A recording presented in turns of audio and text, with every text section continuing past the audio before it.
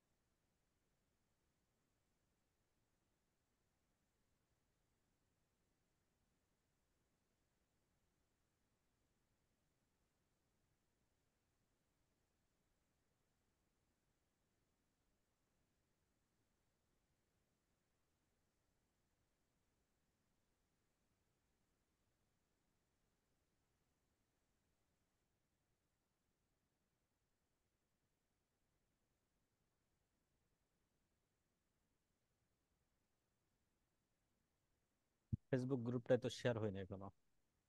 হ্যাঁ, ওই জায়গায় যাচ্ছি একটু।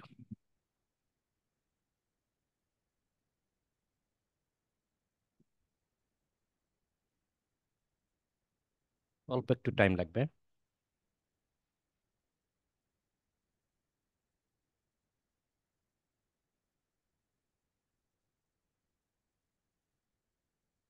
প্রোফাইলে কি গেছে লাইভ? প্রোফাইলে হুম।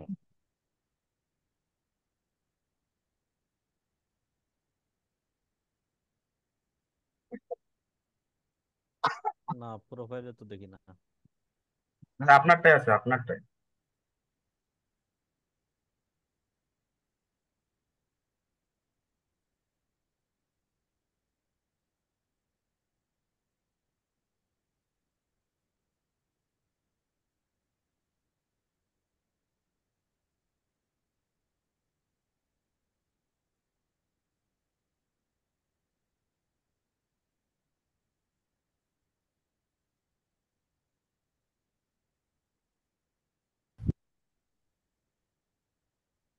হুম, ঠিক আছে।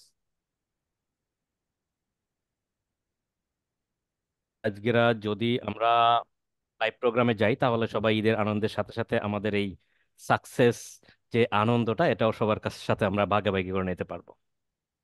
জি। তো দেখেন, অনেকই স্টুডেন্ট আমাদের সাথে আছে যারা ফ্রিল্যান্সিং এ সফল হয়, কিন্তু এক একজনের সফলতার মজা বা এক একজনের সফলতার স্বাদ এবং এক একজনের সফলতার কেন্দ্রবিন্দু বা যে পরিশ্রম সেগুলো কিন্তু ভিন্ন ভিন্ন হয়ে থাকে। আমরা সবাইকেই চিনি, কিন্তু সবার পিছনের গল্পটা কিন্তু আমরা জানি না, যে আসলে তারা কোন জায়গা থেকে আসছে, কোন ফ্যামিলি থেকে আসছে, আর্থিক অবস্থা কেমন, বা কতটা স্ট্রাগল করে তাকে এই মুহূর্তে বা এই জায়গাটায় আসতে হয়েছে, এরকম অনেক ব্যাকগ্রাউন্ড কিন্তু আমরা আসলে জানি না। তো সে জায়গা থেকে আমরা যদি এই সমস্ত গল্প জানতে পারি, তাহলে আমরা যারা ফ্রিল্যান্সিং করতে চাচ্ছি বা ফ্রিল্যান্সিং শুরু করছি, তারা কিন্তু অনেকটাই কিন্তু আশা আহ, বা আশাবাদী হব যে আমরা একসময় সফল হব। বিকজ অফ আমরা যদি মনে করি যে একটা স্টুডেন্ট অনেক স্ট্রাগল করে এখন সফলতার মুখ দেখতে পাইছে, তো হয়তোবা আমিও যদি একটু চেষ্টা করি, হয়তোবা আমিও সফলতার মুখ দেখতে পাবো। তো সেই জায়গা থেকে কিন্তু আসলে এই লাইভ প্রোগ্রামগুলো করা, এবং সেই সাথে সাথে দেখা যাচ্ছে যে এই লাইভ থেকে বা এই সাকসেস স্টোরি থেকে আমাদের অনেক স্টুডেন্ট আছে যারা কিন্তু অনেক অনেক ইয়ে পাবে, কি বলে, সবার এই স্টোরি থেকে, এই সফলতা দেখে তারা কিন্তু অনেকটা আশাবাদী হবে যে না, আমি এক সময় কিন্তু পারবো, আমার দ্বারা সম্ভব। অর্থাৎ একটা মোটিভেশন কিন্তু তার কাছে কিন্তু রয়ে যাবে। তো সেই জায়গা থেকে আজকে আমাদের সাথে উপস্থিত আছে তপু, এবং সেই সাথে আমার সাথে আহ, যুক্ত আছে হাসান ভাই। আজকে আমরা তিনজন মিলে একটা লাইভ প্রোগ্রাম করব। আমি সবাইকে একটা জিনিস বলে রাখতে চাই যে আপনারা যারা এই লাইভ প্রোগ্রামটা দেখতেছেন, যদি কারো কোনো কিছু কোশ্চেন থাকে তাহলে আপনারা আমাদের কমেন্ট বক্সে একটু জানাই দিবেন। কমেন্ট বক্সে আপনারা কমেন্ট করে দিবেন যদি কারো তপুর কাছে কোনো প্রশ্ন থাকে। তপু সেই প্রশ্নের অ্যান্সারগুলো বরাবর দেওয়ার চেষ্টা করবে। তো আমি একটু প্রথমে একটু পরিচয় নিব। তপু, যদি একটু আপনার বেসিক পরিচয়টা একটু দিতেন, আপনি কি করেন, কোথা থেকে আসছেন? থ্যাংক ইউ দাদা। সবাইকে ঈদ মোবারক। আমার নাম হচ্ছে তপবর, আমার হোম ডিস্ট্রিক্ট হচ্ছে মাগুরা সদর। আমি একটা প্রাইভেট কোম্পানিতে জব করি। আমি থাকি সাভার। আর হচ্ছে আমি যেহেতু এই সেক্টরে একদমই নতুন, আমি 11 ব্যাচের স্টুডেন্ট। বাট আমি অল্প সময়ে দাদা এবং হাসান ভাই এবং বেসকে আইটির টিম মেম্বার তাদের কথা মতো চলে আজকে আমি আজকে এই পর্যন্ত। তো আমি আসলে কি বলবো, বাস্তবতার ক্ষেত্রে আমি খুব হতাশাগ্রস্ত একটা ছেলে। আমি তপু, জীবনে অনেক এক মিনিট, তপু একটু ফ্যানটা বন্ধ করে নেন আপনার। আস্তে আস্তে বলেন, রিল্যাক্সে বলেন, সুবিধা নেই। যেটা বলতেছিলাম, আসলে আমি অ্যাকচুয়ালি খুবই হতাশাগ্রস্ত একটা ছেলে ছিলাম। আমি জীবনে অনেক পরিশ্রম করছি, এই পরিশ্রমের কথা আসলে আমি এই লাইভে বসে শেষ করতে পারবো না। তো আমি শর্টলি ভাবে কথাগুলো বলতে চাচ্ছি। আমি যে একটা জব করি, আমি দীর্ঘ প্রায় 14 বছর ধরে একটা প্রাইভেট কোম্পানিতে জব করি সাভার। তো এই 14 বছরে আসলে আমি খোলামেলা কথা বলতে পছন্দ করি। আমার স্যালারি ঠিক সেম। আমার 14 বছর জব করি, আমার স্যালারি উঠে একই। তো আসলে এই অ্যামাউন্ট দিয়ে আসলে আমার ফ্যামিলি আসলে মেনটেন করা আমার পক্ষে খুবই টাফ, মানে ছো টাফ। আমার পক্ষে খুবই টাফ।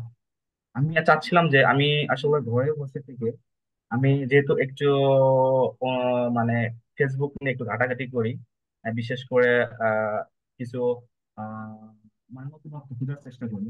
তো আমি চাচ্ছিলাম যে আসলে ফ্রিল্যান্সিংটা, আমার জার্নিটা আসলে চাচ্ছিলাম খুব আগে থেকে, বাট সঠিক যেটা প্ল্যাটফর্ম এটা আমার খুঁজতে অনেক দেরি হয়ে গেছে। আর দ্বিতীয় কথা হচ্ছে, দেরি বলতে কি, আমি চেষ্টা করছিলাম অন্য জায়গায় ট্রাই করার, বাট আমি যে অ্যামাউন্টের জব করি সেইটাকে আসলে সেখান থেকে টাকা আসলে বাঁচায় সেখানে অন্য কোথাও আমি টাকা ইনভেস্ট করে যে আমি ভালো একটা চাকরিতে যে আমি যে আসলে সাইন করতে, এটা আমার পক্ষে সম্ভব ছিল না। তো সেজন্য আসলে আমি আর আসলে এই মুহূর্তে যে যখন আমি এই সেক্টরে আসতে চাচ্ছিলাম, তার আগে আমি একখানে আর কি ইনভেস্ট করছিলাম। তো যার কথায় বাস। তো হঠাৎ করে দাদার একটা ভিডিও, আমি যখন আমি যে আর্নিং বিষয়টা নিয়ে ইউটিউবে সার্চ করি, তখন আর কি এই বিষয়টা দাদার ভিডিও গুলো আসে। তখন আমি একটা নাম্বার আমি ফোন দিই। ফোন দেওয়ার পরে সেই নাম্বারটা তো দাদার না, এটা অন্য কারো। তো দাদার সাথে কথা বলা সেটা 3 মাস আগের ঘটনা। কিন্তু সবাই বর্তমান যুগের যে অবস্থা, সবাই আসলে ফেক। তো ট্রাই করতে করতে হঠাৎ করে সেদিন মেবি অনেক বৃষ্টি ছিল, দাদা মনে আছে মনে হয় আপনার। তো ঝড়ের দিন, ওই দিন আমি বিকালবেলা ফোন দিচ্ছি দাদাকে, 3টা 22-23 হবে। তো দাদা কথা বলতেছে, আমাকে বলে তো কথা বলো না কেন, তাদের নামটা জানতো না। তো আমি দাদার ভয়েস গুলো শুনতেছিলাম যে ভিডিওর সাথে দাদার ভয়েস টোনটা মেলে কিনা। যদি মেলে তাহলে অবশ্যই রিয়েল। যখন দাদার ভয়েস টোনটা আসলে মিলে গেল, আমি খুবই খুশি, মানে আমি যে এক্সাইটেড, আমি দাদাকে কি বলবো। তখন আমি বললাম, দাদা আসলে আমি অ্যাডমিশন নিতে চাচ্ছি। তো আসলে তারপর আমার বিস্তারিত ঠিকানা সবকিছু জানলো। পরে তখন আর কি, তখন ছিল হচ্ছে মেবি জুনের 26 তারিখ, আমার মনে আছে 3টা 22, গত 23 সালে আর কি, জুনের 26 তারিখ। তখন আমি দাদার কাছে আমি অ্যাডমিশন নিলাম। নেওয়ার পরে যখন আসলে খোলামেলাই বলে, যখন 5টা বাজে, তারা বলে, "দাদা, আমাকে গ্রুপে কেন জয়েন করেন না?" দাদা বলতেছে কি, আমাদের এখানে ঝড় তুফান হয়েছে, আমি তোমার গ্রুপে যে অ্যাড করবো এই সময়টুকু আসলে আমার মানে ফোনে চার্জ নাই। আমার মনে কখনো কনফিউজ। আর একটা মাত্র কারণ হচ্ছে কি, আমি এর আগে একটা জায়গা ধরা গেছি, দেখে অরিজিনালি দাদা না আসলে অন্য কেউ ভয়েস নকল করতেছে, মানে আমি বলতে কনফিউজ ছিলাম। যখন গ্রুপে অ্যাড হলাম মেবি 7টার পরে, আমার প্রত্যেক নোট করা আছে 7:15 কি 16 এই টাইমে। তখন আমি গ্রুপে ঢোকার পরে আমি গ্রুপে সি মোড়ে ক্লিক করে দেখলাম আসলে এখানে ফেক না রিয়েল, দেখলাম রিয়েল। যখন রাত 10টার সময় লিঙ্ক দিল, আমি লিঙ্কে ঢোকার পরে যখন আমি ম্যাচে জয়েন করি, তখন আমার মনে এই যে আজকে বলতেছি, বুকে হাত দিয়ে বলতেছি, তখন শান্তি বললাম না, আসলে এটা বাস্তব। তো ওই দিন থেকে আছে আমার জার্নি শুরু। আর বাস্তবতার ক্ষেত্রে আমি খুব একটি ক্রিটিক্যাল ছেলে, আমি খুব সরাসরি কথা বলতে পছন্দ করি। আমি আসলে কষ্টের কথাগুলো আগে আমি শেয়ার করতে চাই। আমি যে জবটা করি ওই জবটা থেকে আমি যে স্যালারি পাই, সেই স্যালারি থেকে আসলে আমার ফ্যামিলি মেনটেন করা আসলে খুবই কষ্টদায়ক। তো যখন আমি একটা এরকম একটা সেক্টর খুঁজতেছিলাম, আমি দাদার ভয়েস টোন ক্লাস এরকম একটা প্ল্যাটফর্ম আসার পরে আমার মনে একটা আত্মবিশ্বাস জন্মে, এবং ক্লাসে জয়েনিং করার পর থেকে আমার আরো বেশি স্বতঃস্ফূর্ত ভাবে আমি আসলে ভালো লাগা শুরু করলাম। তো এখন আমি আরেকটা কথা বলি, যখন আমি এখান থেকে আমি ফাইবার অ্যাকাউন্ট ক্রিয়েট করা থেকে শুরু করে গিগ পাবলিশ সব বেসিক কৃতিত্ব। তো যখন প্রথম কাজ পাই সেটা হচ্ছে উম, তখনই কিন্তু আমি জবের জন্য ট্রাই করতেছি। বাট এটা তো আমার আসলে আমি জানি না এখান থেকে আমি আর্ন করতে পারবো কিনা। তারা একটু এতটুকু বলছিলাম যে আমি 2 বছরের ভিতর আমি আসলে সাকসেস হতে চাই। দাদা আমাকে হেসে বললো কি, এত টাইম লাগবে না। তারপরে আমি কনফিউজ ছিলাম যে, না দাদা, আমি 2 বছর পর যদি আমি সাকসেস না হতে পারি তাহলে আমি এখান থেকে ব্যাক হবো। তা বললো কি, তারপরে হাসে। যাই হোক, যখন আমি প্রথম একটা অর্ডার পাই সেদিন আমার ছিল জবের একটা ইন্টারভিউ। তখন সকাল 7:12 থেকে আমি কনভার্সেশন করি। তো আমার জবের ইন্টারভিউ 9টার দিকে। আমার তো এখান থেকে সাভার থেকে যেতে হবে মেবি মিরপুর, ওখান থেকে যেতে হবে গুলশান। তো সেই অর্থে আমি তখন দেখি জুমে ঢুকছি, দেখি 4-5 জন জুমে আছে। আমি কোনো কিছু না বলে সাপোর্ট মেম্বার আইম ভাই, ওনাকে দিয়ে বললাম, ভাইয়ের আমাকে একটা কাজ দিয়েছে, আপনি সবকিছু বুঝে নেন, আমি ভাইয়ের জবের ইন্টারভিউ দিতে পারি। এই যেটা সাপোর্ট, মানে আমার গায়ে লোম খারাই গেছে। এই সাপোর্টটা আমার মনে হয় না বাংলাদেশের কোনো আইটি সেন্টার আছে যে আমি জবের ইন্টারভিউ দিতে যাব, তুমি আমার ভাইয়ারটাকে হ্যান্ডেল করো। এইরকম কনফিডেন্স আমার মনে হয় না বাংলাদেশ কোনো ইনস্টিটিউটে আছে। তো আমি যখন ব্যাক করি তখন 3টা বাজে। তখন দেখি কি মোটামুটি বাইরের সবকিছু এক্সেস নিয়ে কমপ্লিট। তখন আমার যেহেতু আমার প্রথম কাজ, $70 ছিল, $70।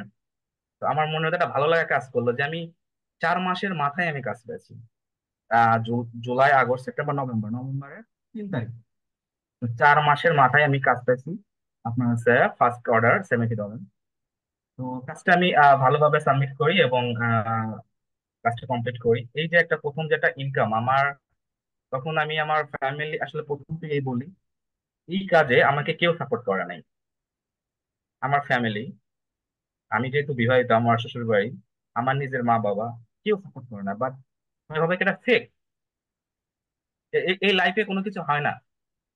আর আরো এই লাইফের সম্পর্কে আরো নেগেটিভ ধারণা আমাদের গ্রামগঞ্জে বেশি আছে। এক কথায় বলে যে জুয়ো খেলা যেটা বলে, এটা আসলে বেশি চলে।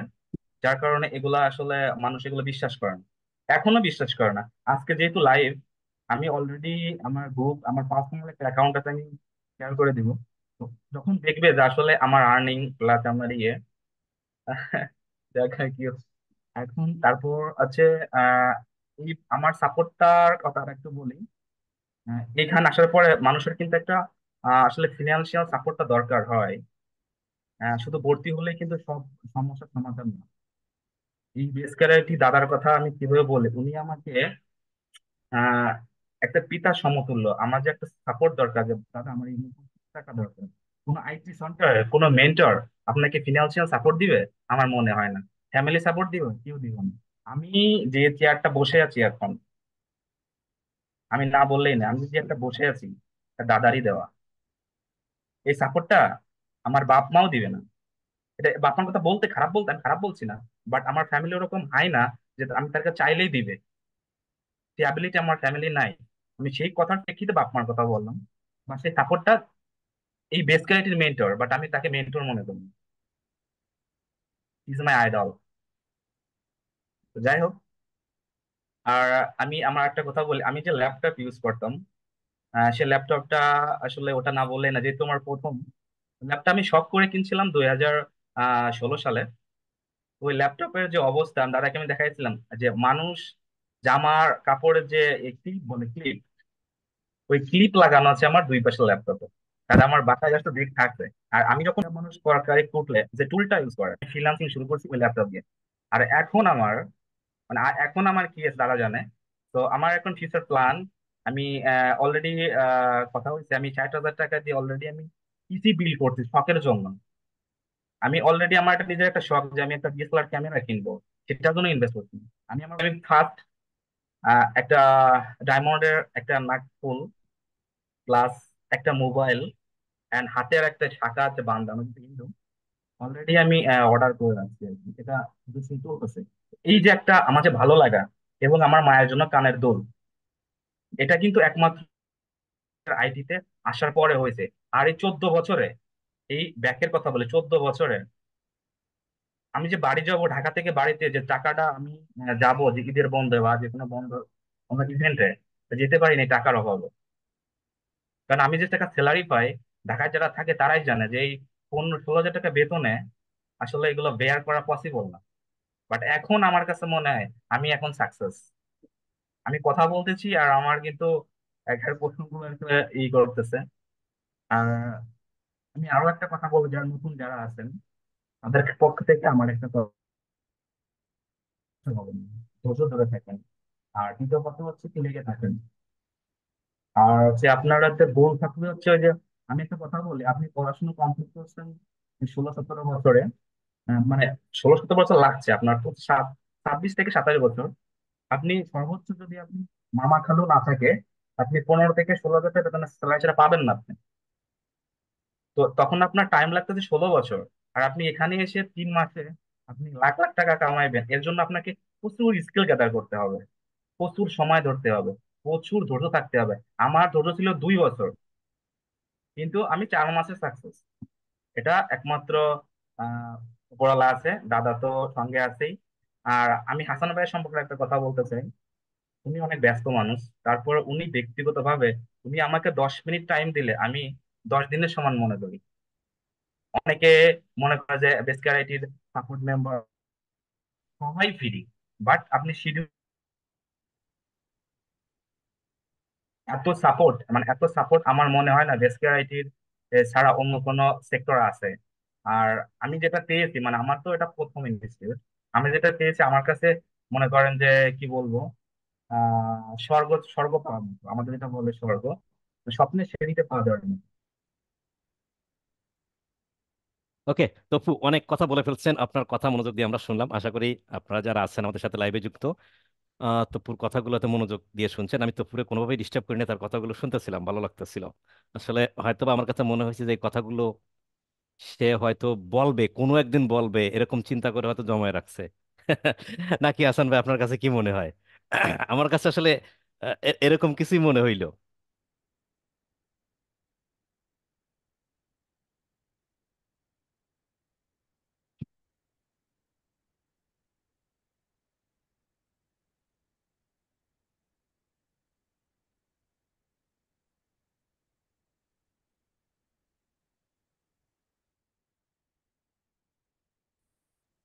হ্যাঁ দাদা, শুনতে পাচ্ছেন? হ্যাঁ, মেবি হ্যাঁ, নেটওয়ার্কের শোনা যাচ্ছে প্রবলেম। ভাই, এখন আচ্ছা শোনা যাচ্ছে। আচ্ছা, আমি কি আছি? আমাকে শোনা যায় হাসান ভাই? আমাকে শোনা যায়? হ্যাঁ হ্যাঁ হ্যাঁ হ্যাঁ, এখন শোনা শোনা আচ্ছা, যাচ্ছে। যাচ্ছে। মানে সরি, আসলে আপনি কি মনে করেন হাসান ভাই, তপুকে বলছি তপুর পরিচয়টা দিতে, তপু পরিচয় দিতে যতগুলো কথা বলে ফেললো, আমি কিন্তু থামাই নাই। কেননা কথাগুলো যথেষ্ট অথেন্টিক ছিল। এমন না যে কথা সে লিখে রাখছে, আহ মুখে মুখে মুখস্থ বলছে। আসলে এই জন্য থামাই নাই যে আমার কাছে তার কথাগুলো স্টার্ট করলে আমার কাছে এমন কিছু মনে হয়েছে যে এই কথাগুলো সে হয়তো অনেক দিন ধরে চেপে রাখছে, যে একদিন সুযোগ হইলে আমি বলবো। জমা রাখছে। জমা রাখছে, জমা কথাগুলো আজকে ঝেড়ে দিছে। তো যাই হোক তপু, আমার অনেক কোশ্চেনের অ্যান্সার আপনি ভিতরে দিয়ে ফেলছেন অলরেডি, খুবই ভালো লাগলো বিষয়টা। তো আসলে সবাই তো চায় যে ফ্রিল্যান্সিং থেকে সফল হতে, কিন্তু অ্যাকচুয়ালি তো সবাই সফল হয় না। হ্যাঁ, এটা বাস্তব, সবাই সফল হয় না, হবে না। কিন্তু কে হবে সফল ফ্রিল্যান্সিং এ? যে সফল হতে চায় ফ্রিল্যান্সিং এ, সেই সফল হয়। এই কথাটা তপু আপনার কাছ থেকে আমি যদি অ্যান্সারটা নিই, আপনি কি মনে করেন? আমি যে বললাম যে ব্যক্তি ফ্রিল্যান্সিং থেকে সফল হতে চায় সেই ব্যক্তি সফল হয়, আপনি এটা কতটুকু অথেন্টিক এবং পজিটিভ মনে করেন এই কথাটা? অবশ্যই দাদা, 100%। সে যদি মনে করে যে আমি সাফল্য অর্জন করবো, সে পারবে, তো তার আগে একটা কথা তার মনে রাখতে হবে, যে ব্যর্থ হবে success হবে। যে ব্যর্থতার মর্ম না বুঝে সাকসেস হতে পারবে না। যেরকম যে সোনার চামচ জন্মগ্রহণ করে বড় হয়েছে, সে কিন্তু ব্যর্থতার গ্লানি বুঝবে না। আর যে ব্যর্থতা বুঝবে। অর্থাৎ তাকে অভাব বুঝতে হবে আগে। Thank you. তো তপু, এইখানে কতগুলো বিষয় আপনি উপস্থাপন করছেন। আপনি আমাকে একটা জিনিস একটু ক্লিয়ার করেন যে আপনি 14 বছর ধরে, আপনি যেটা বললেন যে 14 বছর ধরে আমি জব করতেছি। তো 14 বছর ধরে আপনার কথা থেকে যেটা পালাম আমি, যে 14 বছর ধরে আপনি জব করতেছেন, যে salary percent doesn't matter, salary amount. So এই যে 14 বছর ধরে জব করে যে একটা অবস্থানে আপনি আসছেন, যে স্যালারি আপনি পাচ্ছেন, যে ফ্যামিলি যে ইমপ্রুভমেন্টটা করছেন, 4-5 মাসে, আমি যদি 6 মাস ধরি, আপনার 6 মাস ফ্রিল্যান্সিং করে আপনি কি এই 14 বছর কাভার করতে পারছেন কিনা? মানে 14 বছরের অ্যাচিভমেন্ট ভার্সেস 6 মাসের অ্যাচিভমেন্ট, 6 মাসের 6 মাসের ফ্রিল্যান্সিং অ্যাচিভমেন্ট, আপনি দাদা, কোনটাকে বেশি পজিটিভ মনে করেন? আমি 14 বছরে যা করছি, আমি এই 6 মাসে তার 14 গুণ আমি 14 হিসাব গুণ করছি। বেশি আমি করছে। 14 গুণ আমি যদি ক্যালকুলেট প্রভাবও করতে পারি। ওকে, ফাইন। তো এইখানে তপু আরেকটা জিনিস আপনি উল্লেখ করছেন, দেখেন সবারই একটা ফ্যামিলি থাকে এবং সবাই চায় তার ফ্যামিলিটাকে খুব ভালো একটা অবস্থানে রাখতে, ভালো কিছু দিতে, নিজে না মানে নিলেও অন্তত ফ্যামিলিকে ভালো কিছু দেওয়ার জন্য চেষ্টা করে। বাট অ্যাবিলিটি একটা বড় একটা ইস্যু। চাকরি করে আমরা যেটা দেখছি, আসলে আমি যদি এখানে 20,000 টাকা স্যালারি পাই বা 70,000 টাকা স্যালারি পাই, যে টাকা স্যালারি পাই না কেন, সেই সেই অবস্থান থেকে আমাদের সেইভাবেই কিন্তু খরচটা কমপ্লিট হয়ে যায়। আমি 20,000 টাকা স্যালারি পাইলে আমি হয়তো সেরকম বাসায় থাকবো, সেরকম ভাবে খাবো, সেরকম বাজার করব, এরকম জামা কাপড় কিনবো, সেই একটা মানে কি বলে প্রাইস আমাকে কিন্তু নির্ধারণ করতে হয়, যে আমি হয়তো 1200-1300 টাকার বেশি শার্ট আমি কিনতে পারবো না। কিন্তু যখন আমার 70,000 টাকা স্যালারি হবে, তখন আমি চেষ্টা করবো একটা ভালো বাসায় থাকতে, ভালো ফ্ল্যাটে থাকতে, খাওয়া দাওয়া সেরকম একটু ভালো মান করতে, এবং জামা প্যান্ট জুতার ক্ষেত্রেও আমি হয়তো আনলিমিটেড একটা প্রাইজে আমি ইস্যু করব। তো সেই ক্ষেত্রে কিন্তু খরচটা আলটিমেটলি সেই একই রকমই হয়ে যায়, সেভিংসটা কিন্তু আসলে হয় না। সেভিংসটা হয় না। তো সেখানে বসে আপনি যদি চিন্তা করেন যে তবু যেমন বললো যে হাতের শাখা বাঁধানো, তো হাতে স্বর্ণের শাখা বাঁধাইতে গেলে সেটা কিন্তু আলটিমেটলি বাজেট মিনিমাম 1 লাখ টাকা রাখতে হয়, মিনিমাম 1 লাখ টাকা আই থিঙ্ক। তো এই যে চাকরি যদি করা হতো, আমার স্যালারি যদি 50 বা 70 হাজার টাকাও হতো, তাও যদি আমি একটা শাখা বাঁধানোর চিন্তা করতাম, তাও কিন্তু আমাকে কিন্তু চিন্তার বাইরে। সো এটা থিঙ্কিং এই আসতো না যে না, পরে কোনো এক সময় দেখি যদি ঈদে বোনাস টোনাস পাই তাহলে তো চিন্তা করা যাবে বা কিছু, তারপরেও সম্ভব হতো না। আর যদিও বা খুব ফোর্সলি চিন্তা করা হতো, তাহলে হয়তো প্রত্যেক মাসের স্যালারি থেকে কিছু টাকা জমায় জমায় জমায় জমায় আস্তে আস্তে এক সময় করা হতো। বাট ফ্রিল্যান্সিং এ তপুর অবস্থানটা, অ্যাকচুয়ালি আমি কেন বলছি তপুর অবস্থানটা আমি নিজের চোখে দেখছি, যে ফ্রিল্যান্সিং এ এসে তবু এখানে ডায়মন্ডের নাকফুল কিনছে, এটা যে কিনছে সে বলছে সেটা অন্যভাবে নেওয়া যাবে না। প্রত্যেকেই প্রত্যেকের জায়গা থেকে সবাই কিন্তু এরকম কিছু কেনার চেষ্টা করি, কিনি। সে নাকফুল কিনছে, অন্য কেউ বাইক কেনে, সে শাখা বাঁধাইছে, অন্য কেউ ফ্রিজ কেনে, টিভি কেনে, বাইক কেনে, এটা অনেক কিছুই কেনে। এখন তার ইচ্ছা, সেটা সে তার শখ পূরণ করছে। মূল কথা হলো শখ, এখানে প্রোডাক্ট ডাজন্ট ম্যাটার। সে তার শখ পূরণ করছে। এখন 14 বছর চাকরি করে সে এ পর্যন্ত শখ পূরণ করতে পারে নাই, তার কথা যেটা, 6 মাস ফ্রিল্যান্সিং করে সে তার শখ পূরণ করা শুরু করছে। সামনে তো আরো দিন পড়ে আছে, কেবলমাত্র শুরু। আই থিঙ্ক তপুর প্রোফাইলে হয়তো 45-46টা রিভিউয়ের মতো মানে কাজগুলো করছে, এরকম রিভিউ আমি দেখছি। তো এমনও ফার্স্ট টাইম এই প্রথম অবস্থায় সে এই শখগুলো পূরণ করা শুরু করছে, আরো দিন সামনে আছে। তো সেটা আস্তে আস্তে আমরা দেখতে পাবো। তো এইখানে অ্যাকচুয়ালি কথা হচ্ছে যে ফ্রিল্যান্সিং করে সে যে আস্তে আস্তে এই যে নিজের শখগুলো পূরণ করতে পারতেছে, এটা একটা বড় ইচ্ছা। আমি একটা জিনিস বলি, যে তফুকে খুব কাছ থেকে আমি দেখছি। আমি যখন চাকরির সুবাদে যখন আমি সাভারে আসি, আমি যখন আমার গ্রুপে পোস্ট দিই যে আমার ঠিক আকরান বাজার এরিয়া বা সাভার এই এরিয়ার ভিতরে কেউ আছেন কিনা, তপু রেসপন্স করে যে আমি এই জায়গায় আছি, এবং যে জায়গাটা আমার দরকার ঠিক সেই জায়গায় তপু থাকে। তপুর সাথে কথা হয়, তপু আমার স্টুডেন্ট জাস্ট এতটুকুই, এর বেশি তার সাথে কথাবার্তা অন্য কিছু হতো না।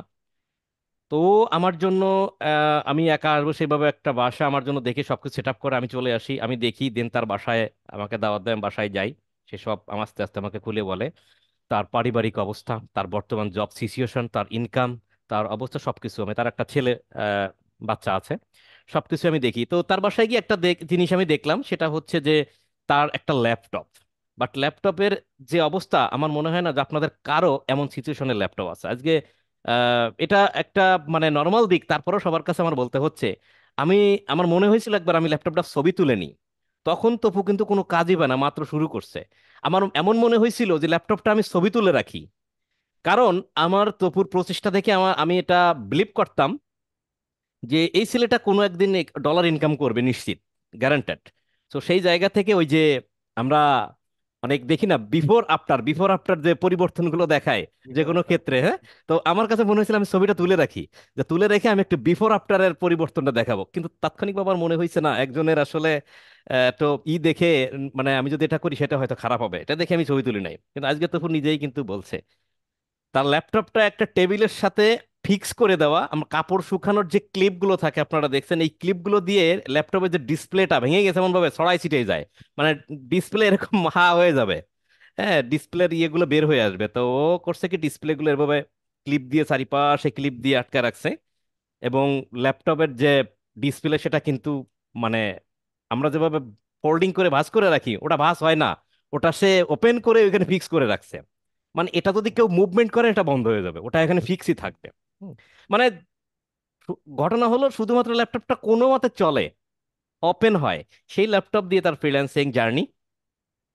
তো যখন সে এখান থেকে ভালো কিছু করলো, প্রথমে সে আমাকে নিয়ে গেল ল্যাপটপ কেনার জন্য। আমি তার সাথে গিয়ে একটা সুন্দর দেখে একটা ল্যাপটপ তাকে আহ, দেখে শুনে কিনে দিই। টাকা আবার আমার না, টাকা তো পুরি সে ফ্রিল্যান্সিং থেকে ইনকাম করে ল্যাপটপটা কিন্তু কিনতে পারছে, এখন সে মোটামুটি চলতেছে।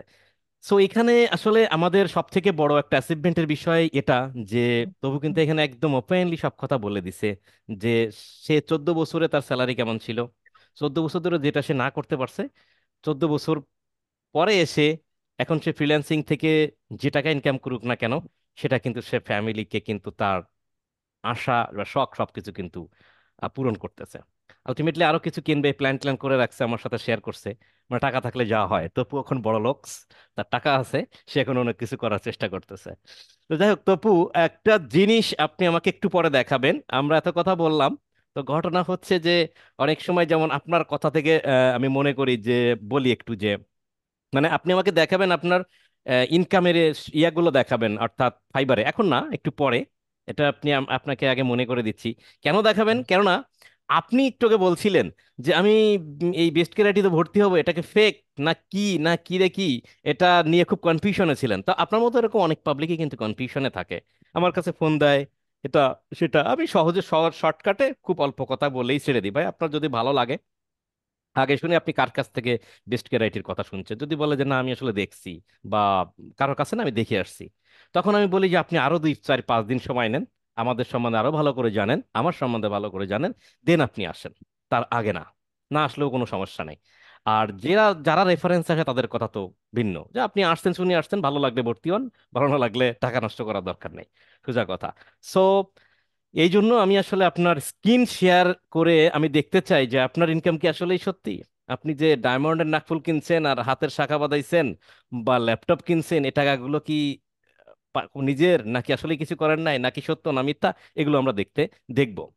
তো তার আগে আপনি আমাকে একটা প্রশ্নের আনসার দেন, সেটা হচ্ছে যে আপনি বেস্ট কেয়ার আইটির ইনফরমেশন কেমনে পেলেন, আর কেন এখানে ভর্তি হইলেন, শর্টকাটে আহ বলবেন।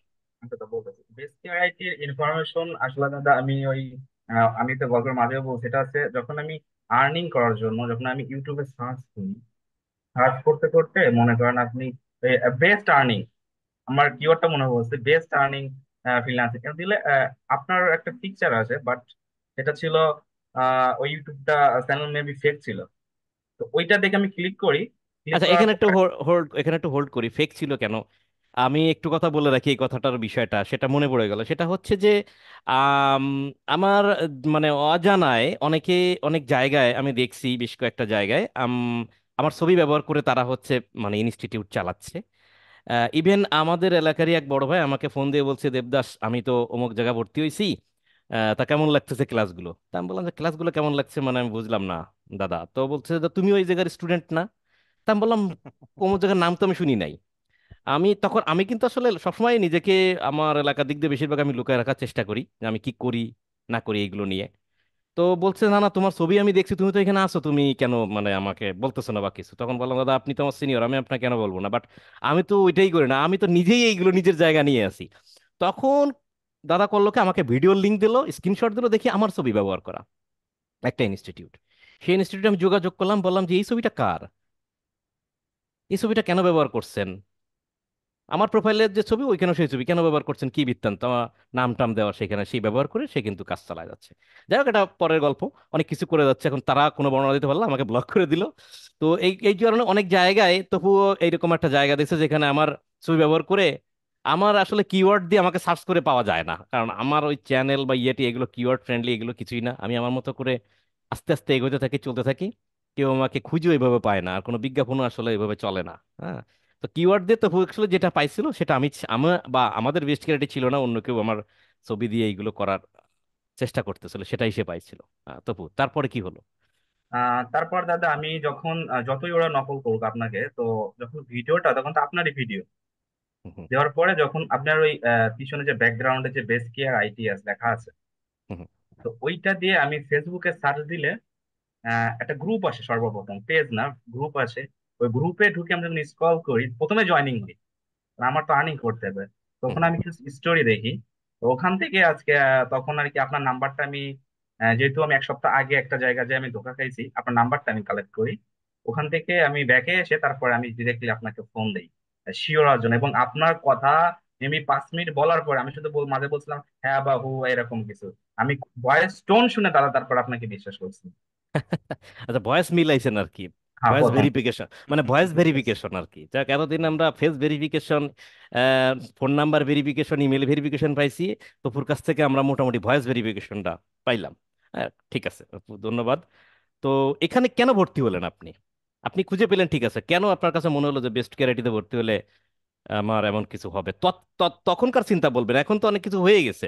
হ্যাঁ, তখনকার চিন্তাধারা মেনলি ভর্তি হওয়ার কারণ আছে, আমি যে আপনাদের গ্রুপে যে সাকসেস স্টোরি ছিল, দেন আমি একটু ট্রাই করলাম আমার সামনে ইউটিউব চ্যানেল ওই নামে আছে, সার্চ করে যখন আমি পাই, এবং আমি কিছু কিছু ভিডিও দেখলাম, কিছু কিছু সাকসেস স্টোরি দেখলাম।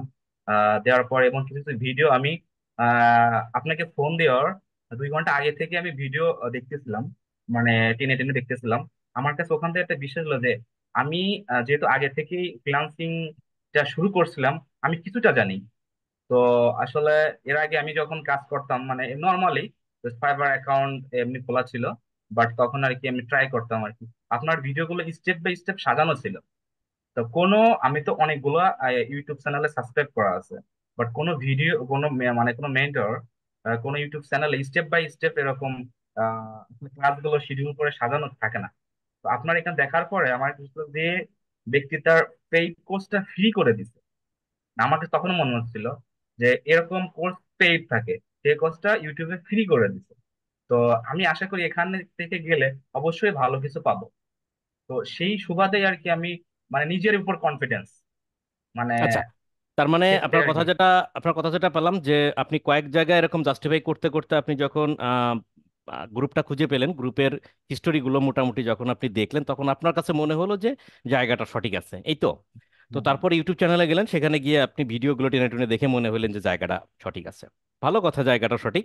আমাদের প্রত্যেকটা ক্লাস আপনি যেটা বললেন সাজানো আছে, তো হুম। প্রত্যেকটা ক্লাস A to Z যদি আমাদের ইউটিউবে থাকে, তাহলে আপনি টাকা খরচ করে কেন কেন এখানে ভর্তি হলেন? আপনি তো ইউটিউব চ্যানেল দেখে তো কাজ শিখতে পারতেন, আপনার তো টাকা খরচ হতো না। আর একটা কথা আমি শর্টকাট বলি, আসলে এক হাতে তালি বাজে না। হুম, এর উদাহরণটা বাজলো না তাহলে? খুবই, হ্যাঁ, উদাহরণ হচ্ছে এরকম। আপনার হাত তো কারো আপনার হাত তো আপনার সাথে আছে, হাত তো আরো আপনার আছে, আছে, তো তো আপনি তুড়ি বাজাইতেন বাজে, তাহলে। না দাদা তুড়ি বাজে তালি বাজে না, সে অর্থে ওরে, কারো যার হেল্প। যার জন্য যার জন্য শাখা বাজাইছেন সেই হাত তো আছে, সেখানে তার বাড়ি দিয়ে তো তালি বাজাইতে পারতেন আপনি। দাদা সেটা হচ্ছে যে হেল্প ছাড়া, কারো হেল্প ছাড়া এখানে আসলে সাকসেস হওয়া পসিবল না। কারণ আমি একটা কাজ বুঝতে, ইউটিউবে তো অনেক ভিডিও আছে দাদা, হুম, হুম, আমি একটা এখানে বুঝতেছি না, আমি সেই সাপোর্টটা কিভাবে পাবো, কে দিবে আমাকে রাইট, সাপোর্ট? রাইট। এই যে আমি তার মানে, বললাম যে দাদা একটু বলি, যখন হুম, হুম, আমি কাজটা পাই, সাপোজ মনে করেন আমি আপনাদের ইউটিউব দেখে আমি শিখছি, একটা কাজও পাইছি, ওকে, ওই প্রথম কাজটা। ওকে, এখন আমি যাবো হচ্ছে মনে করেন ইন্টারভিউ দিতে, আমি কাজটা আচ্ছা। কার কাছে দিয়ে যাব? আপনি বলেন। আপনার আচ্ছা, কাছে আমারই question. Okay, thank you so much. আমি প্রশ্ন আহ, করলেই আমি অ্যান্সারটা পেয়ে গেছি। যাক, আমাকে প্রশ্ন করে আর বিপদে ফেলায় না। তার মানে আমরা যেটা বুঝতে পারলাম, মানে যে আসলে ইউটিউব চ্যানেল দেখে আপনি হয়তো ক্লাস করলেন, শিখলেন, বাট সাপোর্ট যে জিনিসটা সেটা আপনি কোথা থেকে পাবেন? তাহলে কি আপনি বিলিভ করেন, আপনি যে সফল হলেন এই জায়গা থেকে আপনি কি বিলিভ করেন যে ক্লাসের থেকে ইম্পর্টেন্ট সাপোর্ট, আর সাপোর্টের থেকে ইম্পর্টেন্ট ক্লাস, কোনটাকে আপনি বেশি ইম্পর্টেন্সি মনে করেন? 100% সাপোর্ট।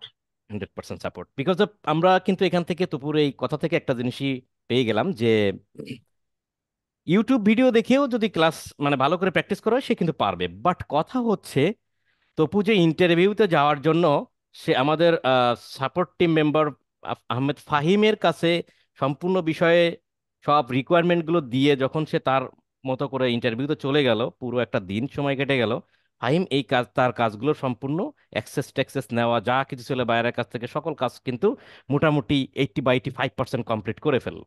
এই যে যে সাপোর্টটা, এটা তো তপু যদি এখানে অ্যাডমিশন না নিত তাহলে তো এই সাপোর্টটা পাইতো না। এবং তপুর কথা যেটা বোঝা যাচ্ছে এই সাপোর্টটাই সব থেকে ইম্পর্টেন্ট সফল হওয়ার জন্য। আর সেই সাথে সাথে এখানে এটাও বোঝা যাচ্ছে যে বেস্ট ক্যারাইটি সাপোর্ট কেমন চলে সেই বিষয়টা কিন্তু এখানে তপু অলরেডি উল্লেখ করে দিচ্ছে তার উদাহরণের মাধ্যমে। সেক্ষেত্রে আমরা এটা বলতে পারি যে আমাদের সাপোর্ট আপনাদের জন্য বরাবর আগেও ছিল, এখনো থাকবে। ডে বাই ডে আমরা নিজেদেরকে আরো বেশি ডেভেলপ করতেছি, সাপোর্টটা কিভাবে আরো বেশি সুন্দর সাবলীল ভাবে দেওয়া যায়, সবসময় দেওয়া যায় সেই জিনিসটা চেষ্টা করতেছে। বিকজ উই বিলিভ দ্যাট ভালো সাপোর্ট ছাড়া কোনো স্টুডেন্টই সফল হতে মানে পারবে না। সফল হতে পারবে বাট সেই প্লেসমেন্টে মানে আর্নিং ইনক্রিজ করে সেই প্লেসমেন্টে যাওয়াটা কিন্তু তার জন্য খুবই ডিফিকাল্ট হয়ে যাবে।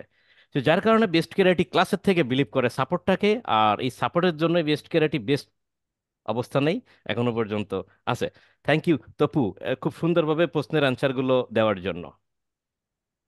আচ্ছা, একটা প্রশ্ন অনেকেরই থাকে, আমিও একটু করি, আমারও খুব ইচ্ছা এই প্রশ্নটা, যে আপনি যখন ফ্রিল্যান্সিং শুরু করলেন তার মানে আপনার ইচ্ছা ছিল যে আমি ইনকাম করবো, তাই না? ডলার ইনকাম করবো। এতদিন তো 14 বছর ধরে তো শুধু টাকা ইনকাম করলাম।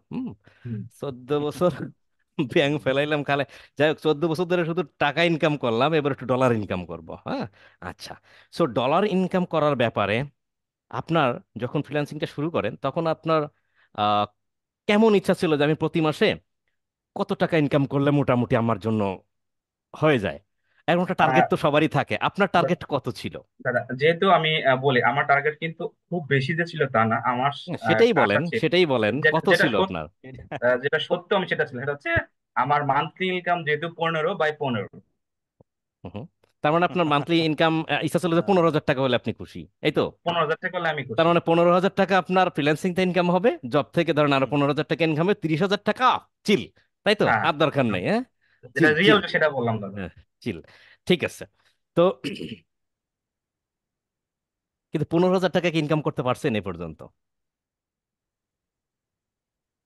15,000 না বলেন। প্রশ্নের অ্যান্সার না, প্রশ্নের যেটা অ্যান্সার সেটা দিবেন। আপনি অ্যান্সার কি দিন। 15,000 অ্যামাউন্টে মান্থলি ইনকাম করতে পারছেন নাকি পারেন নাই? আচ্ছা, তার থেকে 3 ডবল বেশি। আর আমি কি 3 ডবলের কথা শুনতে চাইছি? আপনি 15,000 তো বেশি। পারেন নাই, পারছেন? না বলবেন। অবশ্যই হ্যাঁ, পারছি। পাগল নো, এটা, পাগল, ও বোঝে না। পারেন নাই আপনি।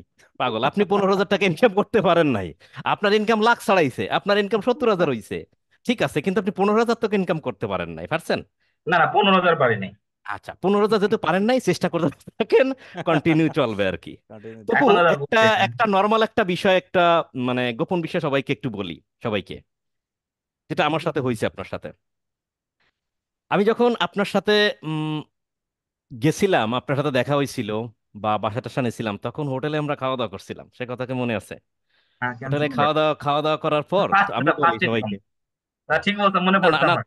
এটার আগে হোটেলে খাওয়া দাওয়া করার পর আমি সুন্দর করে বিল টিল দিয়ে টিয়ে আমরা, যেহেতু তপু আমার প্লেসটা দেখে টেকে দিছে, আরো কিছু ইস্যু ছিল, মাঝে মাঝে চলে যাইতে হতো, বাইকটাকে রেখে যেতে হতো, দেখাশোনা সে করতো ওইখানে তো।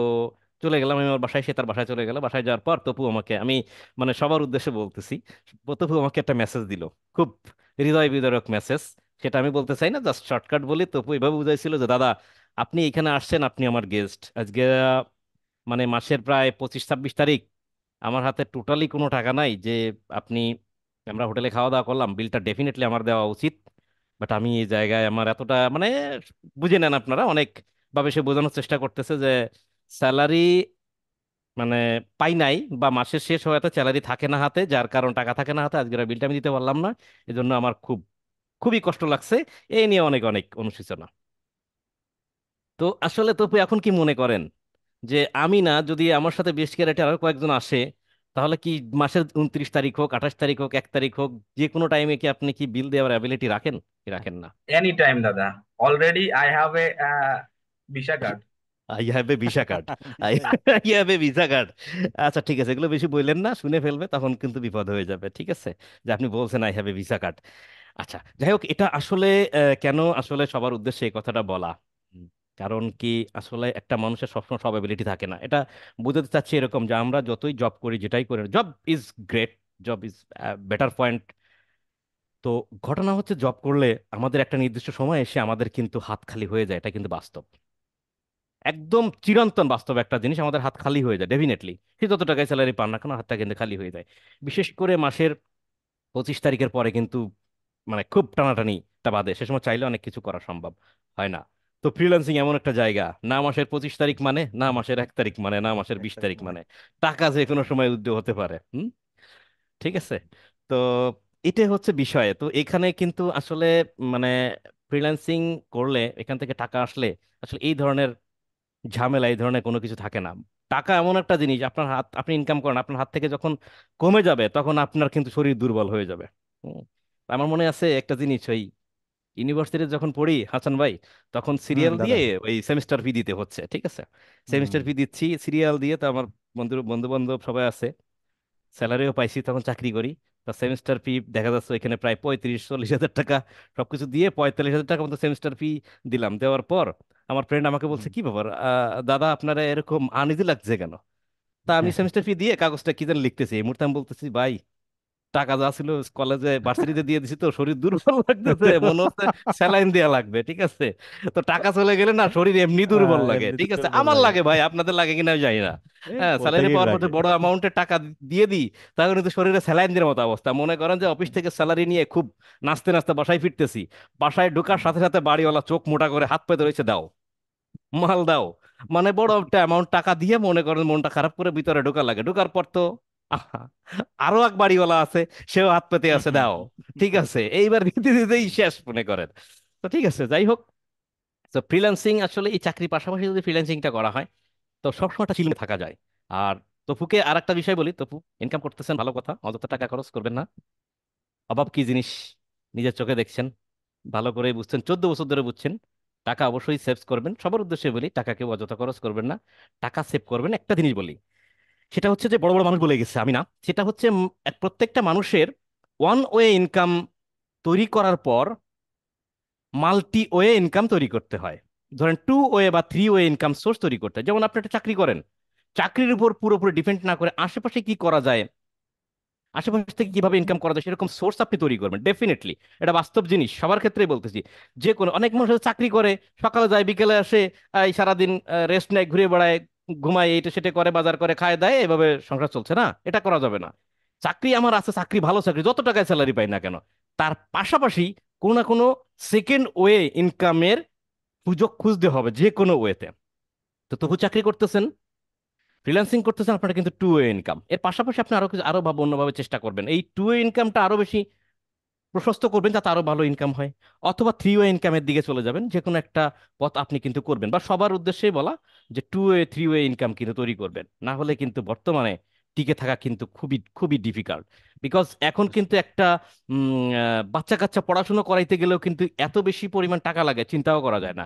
আমরা যেভাবে মোটামুটি পড়াশোনা করে আসছি, আসলে সেই অধ্যায় এখন আর নেই, এখন অনেক অনেক পরিশ্রম করা লাগে এবং অনেক টাকা পয়সা খরচ করা লাগে পড়াশোনা করার জন্য। তো যাই হোক, তপু সবকিছু খুব সুন্দরভাবে অ্যান্সার করলেন। তাহলে আপনার কথা হচ্ছে যে জব লাইফের থেকে ফ্রিল্যান্সিং লাইফটা অনেক বেশি বেস্ট, যদি সেই ফ্রিল্যান্সিং সেক্টরটাকে আপনি ডেভেলপ করতে পারেন, আদারওয়াইজ সেটা কিন্তু কঠিন হয়েই থাকবে।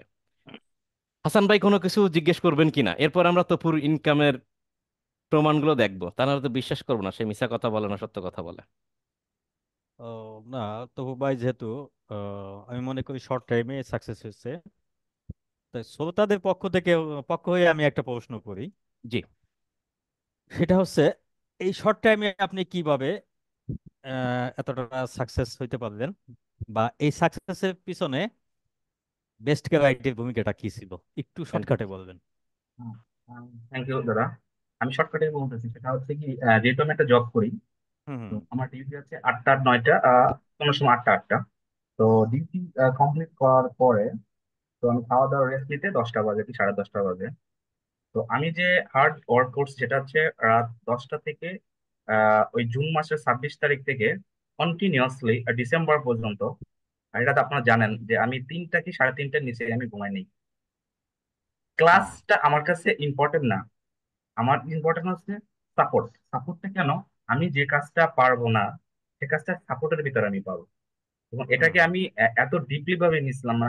এটা আমার সবচেয়ে মেন কারণ যে সাপোর্টে থাকলে আমি যে প্রশ্নটা আপনাকে জিজ্ঞেস করব সেই প্রশ্নটার অ্যান্সার ওই সাপোর্ট ক্লাসের ভিতরে আছে। এই জন্য হুম আমি হুম। মিস করতাম না, এবং কন্টিনিউয়াসলি আমি পুরো 4 মাস একটানা আমি মিস করিনি। Good good. আচ্ছা, আমার একটা অনেকেরই কোশ্চেন আমি দেখলাম কমেন্ট থেকে, সেটা হচ্ছে যে আপনার আমরা আমরা যেটা বলি যে ফ্রিল্যান্সিং এ সফল হতে গেলে সব থেকে বড় শত্রু সেটা হচ্ছে হতাশা। প্রত্যেকটা মানুষের লাইফে হতাশা আসে। তো আপনার এই সফল হতে যতটুকু টাইম লাগছে এই সময়ের ভিতরে আপনি কি কখনো হতাশাগ্রস্ত হয়েছেন বা হতাশ হয়েছেন? না দাদা, আমার টার্নিং পয়েন্ট ছিল 2 বছর। তো এর ভিতর আমার কাজ ওকে। পাওয়া বা না পাওয়া এটা আমার কাছে কোনো আসলে ব্যাপার ছিল না। আচ্ছা, বুঝতে পারছি। এই জন্য তার আমার মানে হতাশা কাজ করে নাই। তার মানে আপনি আপনার, হ্যাঁ সেটা একটা ইস্যু যে আপনি বলছিলেন যে আপনার টার্গেট পয়েন্ট ছিল হচ্ছে 2 বছর, যে আমি 2 বছর ধরে চেষ্টা করব, 2 বছর শেষে অর্থাৎ 2 বছর পরে যদি আমি সফল হই এনাফ আমার জন্য। বাট আমি এত তাড়াতাড়ি সফল হয়েছি এই জন্য আমার হতাশাটা ছিল না, কারণ আপনার টার্গেটটা অনেক বড় করে নিয়েছিলেন। That's fine. সুতরাং আমাদের টার্গেটটাও ঠিক এরকম এমন করে নিতে হবে। যেমন আপনারা ভর্তি হওয়ার আগে অনেকে আমার কাছে প্রশ্ন করে, এমনও লোক আছে যে দাদা ভর্তি হব, ঠিক আছে ভর্তি হন, দাদা তাহলে মান্থলি কত টাকা ইনকাম করতে পারবো? এখন এর অ্যান্সারটা আসলে আমি কি দিব আমি জানি না। আপনারা যদি কেউ জেনে থাকেন আমাকে একটু জানাবেন যে এর অ্যান্সারটা কি হয়। ভালো একটা অ্যান্সার দিবেন, খারাপ কোনো কিছু দিবেন না, ভালো একটা অ্যান্সার দিবেন, কারণ এই অ্যান্সারটা এখনো পর্যন্ত আমি খুঁজে পাই নাই। কারণ তাকে আমি কত টাকা ইনকাম করতে পারবে এই কথাটা আমি কিভাবে বলবো? কিন্তু সে কিন্তু এই যে 15-16 বছর ধরে পড়াশোনা করতেছে সেখানে কিন্তু কোনো চাকরি বাকরি করতেছে না। তো 14-15 বছর পড়াশোনা করার পরই সে যখন জানে নাই, তার কোনো ইউনিভার্সিটি বা কলেজের টিচাররা তাকে বলতে পারে নাই সে ইনকাম কত টাকা করবে, আমি 3 মাসে কিভাবে ইনকাম গ্যারান্টি দিই? হু অ্যাম আই? আমি কিভাবে ইনকাম গ্যারান্টি দিব আমি জানি না।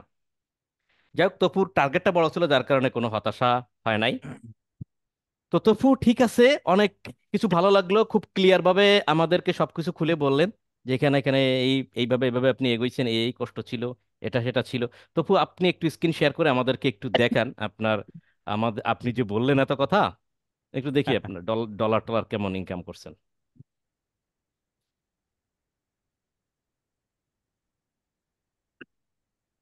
তারপরে তো বায়ার নক দেওয়ার পরেই আছে না? না, অলরেডি মনে হয় যে দুইজন দিয়ে রাখছে। আচ্ছা, অ্যান্সার গুলো পরে দিয়ে আর কি, সমস্যা নেই। আপনি তখন ভিআইপি ব্যক্তি। আপনি একটু আচ্ছা, কোথায় যায় আর্নিং, একটু উপরের দিকে যান, আমি একটু দেখি পুরোটা। আপনি এ পর্যন্ত, হাসান ভাই বলেন তো, এ পর্যন্ত টোটাল ইনকাম করছে সে কত? 3773। 3,700, 3,737, সরি, তিন হাজার তিয়াত্তর। সাতশো তিয়াত্তর ডলার ইনকাম তিয়াত্তর, হ্যাঁ। করছে। হুম হুম। আর হচ্ছে এই পর্যন্ত তার পেন্ডিং এ, ক্লিয়ারেন্স পেন্ডিং এ আছে 852 ডলার, মানে আটশো 852। বাউান্ন ডলার 852 ডলার সে হচ্ছে কি করবে? 852 ডলার সে কি করবে? উজ্জ্ব দেবে, তাই তো? তপু উল্টো আটশো দেবে, বাউন্ন হ্যাঁ। ডলার উজ্জ্ব দেবেন, তাই তো? হ্যাঁ। তিন উইথড্রয়াবল হাজার অর্থাৎ 852 ডলার উইথড্র দেবে। আচ্ছা, আমরা যদি একটু হিসাব করি, ক্যালকুলেটর কোথায় গেল, আমরা যদি একটু হিসাব করি ছোট করেই, আম, আমি এর ইনকাম করছে কত সেটা না, উইথড্র দিতে পারবে কত, আমরা জানি যে 20% কিন্তু ফাইবার নিয়ে নেয়। তো সেটাও তো তার ইনকাম, 100 ডলার ইনকাম করলে 20 ডলার ফাইবার নিয়ে নেয়, বাট 20 ডলার তো তার ইনকাম। তারপর আমি 20 ডলার বাদ দিয়ে যদি আমি হিসাব করি, 3773 যোগ হচ্ছে 852 ইকুয়াল টু হচ্ছে 4,625 ডলার। চার 25। হাজার ছয়শো পঁচিশ ডলার সে ডিসকাউন্ট ফিস মানে সার্ভিস ফিটি দেওয়ার পর 4,625 ডলার সে ইনকাম ছয়শো করছে। পঁচিশ 4,625 ইন্টু, হাসান ভাই এখন ডলার রেট কত? 115-16 টাকা করেই আমরা ধরি নাকি? আমরা 19 করে ধরতে পারি, কারণ মাঝে 22 টাকাও বিক্রি আচ্ছা, হয়েছে, 23 টাকাও আচ্ছা, বিক্রি হয়েছে। গেল গেল, আমরা ব্যাংকের রেটটা ধরলাম, ব্যাংকের রেটটা ধরি, ব্যাংকের রেটটা যেটাই আছে সেটা ধরে নেন। হ্যাঁ। আমরা ধরেন একশো, ওকে। 114-15 টাকা, 14 টাকা কম করে ধরি, 114 টাকা করে ধরি ইন্টু হুম। 114 টাকা করে ধরলাম, আপনাদের যা খুশি তাই ধরে হিসাব করেন, আমি 114 টাকা করে ধরলাম। তাতে তার ঠিক হিসাবে আছে। আসে কত কত ছয় কত লক্ষ কত 6,04,700। এই 6 লক্ষ হয় কেমনে? এই উম, তবু দূর তো ছেড়ে দিচ্ছি আপনাকে, আপনি পরে অ্যান্সার করেন আর কি, হ্যাঁ? অনেকগুলো বায়ারের মেসেজ এসে বসে আছে। ওয়েট ওয়েট ওয়েট, প্রায় 5 লাখ। 114, হ্যাঁ, 5,27,250। তো 5 লাখ টাকা এটাও কি বিশ্বাস করবে কিনা, মানে হাসান ভাই ওই ইসের মতন যে আপনি কত টাকা ইনকাম করেন ফ্রিল্যান্সিং থেকে, তো অ্যান্সারটা হচ্ছে আপনি হজম করতে পারবেন কত, আমি সেটা বলবো। আপনি যদি হজম 1 লাখ টাকা করেন তাহলে আমি বলবো আমার মান্থলি ইনকাম 1 লাখ। আপনি যদি হজম আর একটু বেশি করতে পারেন তাহলে 2 লাখ বলবো। তো দেখ, বলার অনেক কিছুই আছে, অনেক অ্যামাউন্টই আছে, আপনি হজমের উপর ডিপেন্ড করবে আমি কত বলবো, হ্যাঁ। তো অনেকে আমাদের কাছে প্রশ্ন করে না নতুন অবস্থা, দাদা আপনি আপনাদের ইনকাম কত হয় মান্থলি? তো অ্যান্সারটা হচ্ছে এরকম যে আপনি যতটা হজম করতে পারবেন অ্যামাউন্ট আমি ততটা বলবো। সো এখন এই যে 5 লাখ, 5,27,000 টাকা যে ইনকাম করে ফেললো, তবু এই যে 6-7 মাসে, এখন বিষয়টা হচ্ছে এটা আপনারা হজম করবেন কেমনে? যাই হোক, তবু একটু নিচে উঠায় নামায় নামায় একটু দেখান এটা আসলে রিয়েল অর দেখেন। নট, হ্যাঁ, এটা সেটা আছে কিনা। যাই হোক, এই যে দেখেন $240 ক্লিয়ারেন্স হবে, তার আগে $60, $120, $400, বাবারে। তো এটা কি $500 কাজ ছিল নাকি এটা তবু? দাদা $500 আর $60 টিপস, হ্যাঁ দাদা, আসলে ওরে $75 টিপস, পঁচাত্তর আচ্ছা, ডলার মানে $75 থেকেও, মানে কষ্টটা কোথায় জানেন? যে ফাইবার এমনি তো কাজ করার পর 20% খায়, হ্যাঁ, আরে কেউ এরপরে যদি টিপ দিতেও টিপস খায়। দেয় সেখান থেকেও 20% খায়, এই এই এই একটাই কষ্ট আমার। সব খাবি খা, কিন্তু টিপস দিল সেটা থেকে খাবি কেন? এটাই কষ্ট। যাই হুম। হোক, আমরা দেখতে পারতেছি এখানে তার মোটামুটি $32, $400, $60, $120, $240, মোটামুটি অনেক, একটু পুরোটেন অনেক ডলারই দেখলাম এখান থেকে। সে হচ্ছে মানে ইয়া আছে, ঝুলে আছে, অর্থাৎ 15 দিন পরে, 14 দিন পরে ক্লিয়ারেন্স হবে, ক্লিয়ারেন্স হলে সে $852 সে উইথড্র দেবে। $852 যদি সে উইথড্র দেয় ইন্টু 114 টাকা করে যদি দিই, তাও তো তার প্রায় এখানে 1 লাখ টাকার মতো উইথড্র। তো পুতো সামনে এক হুম। লাখ টাকা উইথড্র দেবে। আসান ভাই আসেন, চলে আসেন, ঠিক আমি আছে? আসতেছি কুইকলি। চলে আসেন, 1 লাখ টাকার মতো উইথড্র দেবে, হ্যাঁ। আর একটা গল্প আমার একটু, আমি কি আছি? তো তবু ভাবে আর একটা ইয়ে আছে, হুম হুম গল্প আছে। সেটা হচ্ছে বা কি, মনে হয় মাঝের দিকে, মানে কাজ পাওয়ার 2-3 মাস, মানে মাঝামাঝি দিকে হুম হুম। হয়তো মিডিয়াম সাইজের অর্ডার গুলো পাচ্ছিল। আচ্ছা, হ্যাঁ হ্যাঁ, এই এখন কথাটা আমাকে বলছিল। সে কিভাবে অর্ডার পাবে, সে খুব টেনশনে। হ্যাঁ, হ্যাঁ। আমি একটু বলি, এখানে আমি একটু বলি, এটা হচ্ছে কি, আমি একটু কনফিউজ ছিলাম যে সবাই আসলে 70, 80, 120, আমি কোনো বায়ার আসলে কনভার্ট করতে পারতেছি না, সর্বোচ্চ 120। তা আমার কাছে বলো সব, তারাও যে কাজ করে আমি তো একই কাজ করতেছি, তাহলে আমি কেন পাবো না? তো আসলে আমি হাসান ভাইয়ের কাছে শিডিউল নিতে পারতেছি না, কারণ ওনাকে তো আমি মনে করি অনেকে বলে যে সাপোর্টের কথা বলি, ওনার কাছে আমার 10 মিনিট, আমি কেন বলে 10 মিনিট সাপোর্ট নেওয়া মানে আমি 10 দিনের সমতুল্য মনে করি। তো ওনাকে পার্সোনালি এনে আমাকে সুন্দর করে বোঝাইলো, তো তুমি এই স্টেপ গুলো ফলো করো, বাইরেকে এইভাবে কথাগুলো বলবা, এইভাবে শেয়ার করবা, এভাবে এক্সপোজ করবা, তুমি তোমার কাজগুলো এভাবে শো আপ করবা, তাহলে ভাইয়ার তোমার প্রতি কনফিডেন্স হয়ে তোমাকে আর কি আসলে ট্রাস্টে তোমাকে মান্থলি প্যাকেজে হায়ার করতে পারে। কিন্তু তোমাকে প্রথম অবস্থায় অবশ্যই তোমাকে কম প্রাইসে অফার করবে, কারণ এটা বায়ারদের একটা প্রায়োরিটি। সেই ক্ষেত্রে যখন তুমি মান্থলি প্যাকেজ করতে যাও, অবশ্যই তোমাকে ট্রাস্টের একটা ইস্যু আছে। এটাই আর কি আসানা ভাই আমাকে বলেছে। তাহলে বেস্ট কেয়ার আইটি সাপোর্ট দেয়, হ্যাঁ? শোনেন, মজার বিষয় আছে, কোনো একজন আমাদের স্টুডেন্ট না, আমাদের স্টুডেন্ট ছাড়াও তো আমাদের কাছে হাসান ভাই জানেন যে অনেকেই সাপোর্টের জন্য আসে। হুম। কি আমাদের স্টুডেন্ট, কি আমাদের স্টুডেন্ট না, এটা কিন্তু দেখার সময় থাকে বা মনে হচ্ছে না, সাপোর্ট দরকার, দ্যাট মিনস তাকে হেল্প করতে হবে, এতটুকুই। তো যাই হোক, এরকম অনেক পাবলিক আছে যে সাপোর্ট যেদিন দিছি, জুমে না যাকে যেদিন সাপোর্ট দিছি, ও সেই দিন সকালবেলায় ভর্তি হয়েছে, এরকম লোকের সংখ্যা বেশি আছে। তো এরকম আছে। যে সে আমি বলি যে আপনি কি কাজ করেন, তাকে সে দেখলো যে সে $10 $20 কাজ করে, আমি বলছি, আরে ভাই $10 $20 কাজ করে এখন পোষাবে? আপনি সর্বোচ্চ কাজ করে মান্থলি তো 1 লাখ টাকা ইনকাম করা আপনার জন্য ডিফিকাল্ট হয়ে যাবে। 60 দাদা উচ্চ কাজ করে 60-65 হাজার টাকা ইনকাম করে, আমি বললাম যে এটা না, আপনাকে আরো বেশি মডিফাই করতে হবে, তাকে তাকে সেইভাবে টেক কেয়ার করে যখন $50 $60 থেকে মানে $50 $60 স্টার্টিং থেকে 200 250 ডলারে কথা বললাম, সে তখন বিশ্বাসই করে না যে 200 250 ডলারে কাজ নেওয়া যায়, বিশ্বাসই করে না। যখন তাকে সিস্টেমের ভিতর নিয়ে আসলাম, এখন সে যে 200 100 250 ডলারের কাজ নেয়, সে বলে যে কাজ নেওয়ার পর আমি 2-3 সেকেন্ডের জন্য অজ্ঞান হয়ে যাই, এটা কি সম্ভব? এখন সে 75,000 টাকা থেকে সে এখন 2 লাখ 75, 3 লাখ বা 1 লাখ 75 হাজার টাকা ইনকামে চলে আসছে, এমনও পাবলিক কিন্তু আমাদের ভিতরে আছে। সো কিভাবে আসলে ফ্রিল্যান্সিং করার ক্ষেত্রে কিভাবে প্রাইজিং বাড়াইতে হয়, কিভাবে বায়ারের মন মেন্টালিটি বুঝতে হয়, বুঝার পর তাকে কিভাবে টেক কেয়ার করে মানে অর্ডার বাড়াইতে হয়, সেটা কিন্তু একটা অনেক বড় একটা ট্রিক্সের ব্যাপার, কারণ এখানে আন্ডারস্ট্যান্ডিং এর একটা বড় ইস্যু আছে। সেটা বুঝতে হবে, অর্থাৎ বায়ারের ইমাজিনেশন গুলো নিজেদেরকে বুঝতে হবে। সেক্ষেত্রে কিন্তু হার্টটাকে বুঝতে হবে। যেমন একটা মেয়ের সাথে যখন আপনি পটানোর চেষ্টা করেন প্রেম করার জন্য, তখন সে কি পছন্দ করে, সে কি খায়, সে কোন কথা পছন্দ করে, সে কোন পর্যায়ে যেতে পছন্দ করে, এত কিছু যখন রিসার্চ করেন প্রেমটা করার জন্য, আপনার ঠিক বায়ারের সাথে ঠিক প্রেমের একটা রিলেশনশিপ মেনটেন করতে হবে, যে বায়ারটা কিভাবে চায়, কি করতে পছন্দ করে। কারণ বায়ার আপনার প্যাকেজ দেখতেছে, basic package, standard package, premium package দেখে বায়ার কিছুই বুঝে না, না বুঝেই বলতেছে যে ভাই তোমার বেসিক প্যাকেজ আছে $50 বা $40 বা $30, আমি ওটা হায়ার করবো। তখন তাকে বলতে হবে তুমি কেন $40 হায়ার করবা, $40 থেকে কেন তুমি $400 যাবা না, বা $400 কিভাবে নিতে হয়, সেই ট্রিক্সটা, সেই পদ্ধতিটা কিন্তু খুব ভালো করে আয়ত্ত করতে হবে। এটাই বড় একটা ট্রিক্সের ব্যাপার। তবে এই ট্রিক্সটা কখন শিখতে হবে, যখন আপনি মার্কেট প্লেসে গিয়ে কাজ পাওয়া শুরু করতেছেন, তখন কিন্তু আপনার এটা অ্যাপ্লাই করতে হবে। সো প্রত্যেকটা কাজের একটা স্টেজ আছে। আপনি এখন 3 তলায় উঠবেন ঠাস করে, এটা সম্ভব না। 3 তলায় উঠতে গেলে তো আপনাকে অবশ্যই 1 তলা বা 2 তলা কভার করতে হবে।